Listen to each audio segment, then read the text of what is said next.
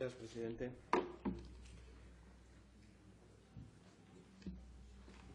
Señorías, hoy se hace efectivo y llega a buen puerto el compromiso adquirido por el Gobierno de Asturias con más de 135.000 asturianos y asturianas, los 129.300 que aproximadamente residen en el extranjero y esos cerca de 6.300 que regresaron a nuestra comunidad autónoma en los últimos 8 años.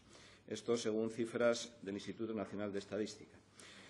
Un compromiso que pasó a ser el de todos los grupos políticos con representación en esta Cámara desde la entrada del texto del proyecto de ley en la Junta.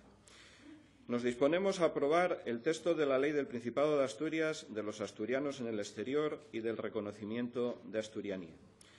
Una norma que, respecto a la Ley de 1984, que ha desempeñado un papel relevante en las últimas décadas, permitirá dar una respuesta más amplia e integral, adaptando el ordenamiento jurídico a los cambios experimentados por la emigración.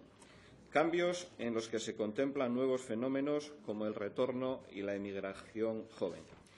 Es una ley que no limita los derechos individuales de los emigrantes, pues no se ciñe únicamente al movimiento asociativo. No olvida los derechos de los ciudadanos en el exterior y reconoce, como digo, los derechos individuales. Establece también el marco jurídico en el que se desarrollarán las políticas y actuaciones de apoyo al retorno impulsadas por la Administración autonómica. Es un marco normativo en el que los centros asturianos pasarán a jugar casi un papel de pequeñas embajadas en el exterior, de oficinas de turismo de nuestra comunidad autónoma o de oficinas de promoción y difusión de los productos propios, sin caer nunca en ningún tipo de mercantilismo. Es, en fin, una normativa que tiene el objetivo no solo de que los asturianos en el exterior se sientan parte fundamental de Asturias, porque lo son, sino también con el reto de preparar el rol de los emigrantes en la Asturias del futuro. Estas son, a grandes rasgos y de forma muy resumida, las características generales de esta norma. Yo quiero en esta intervención agradecer al Gobierno de Asturias, fundamentalmente en este caso al consejero de Presidencia y Participación Ciudadana y a la directora general de Migración y Cooperación al Desarrollo, Begoña Serrano, así como a Paz Fernández Felgueroso, presidenta del Consejo de Comunidades Asturianas, el buen texto que nos han presentado.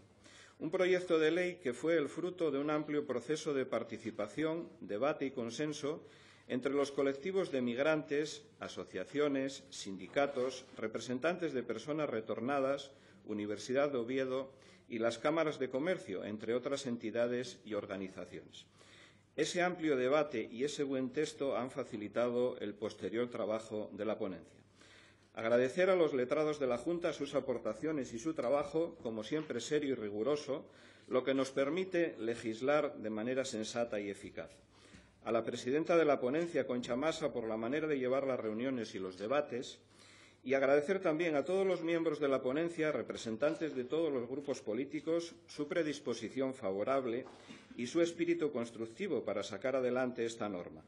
Incluso a ese grupo político que, cual nota discordante, ha reservado enmiendas en contra del criterio de todos los demás para este pleno.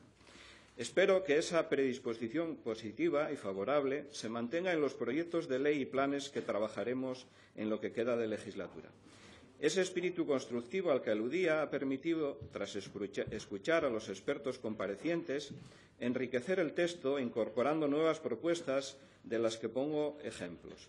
La concesión de mayor protagonismo a la Universidad de Oviedo, incluyendo, por ejemplo, al rector como vocal nato del Consejo de Comunidades Asturianas.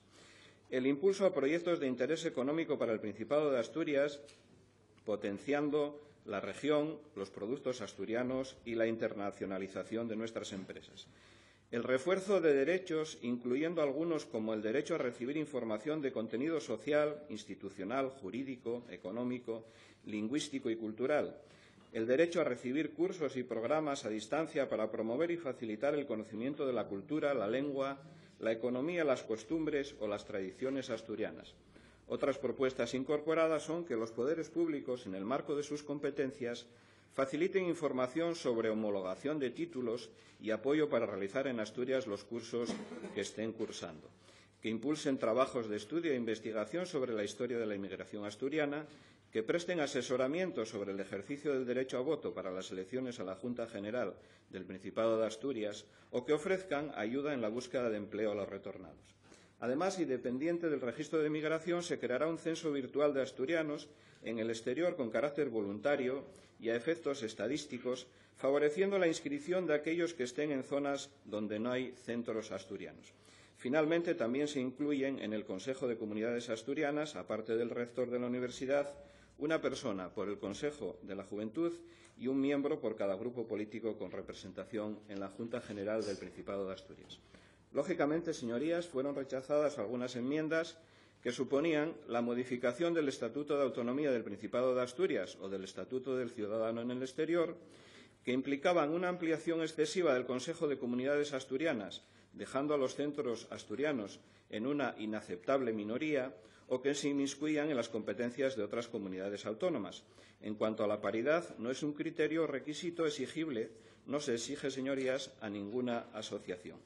En definitiva, nuestro grupo parlamentario y el Gobierno nos sentimos satisfechos de que, entre todos, se haya alcanzado un texto legislativo que cumple con las expectativas de aquellos que nos pedían una adaptación a las circunstancias actuales, tanto de los emigrantes como de los que regresan a Asturias. Muchas gracias.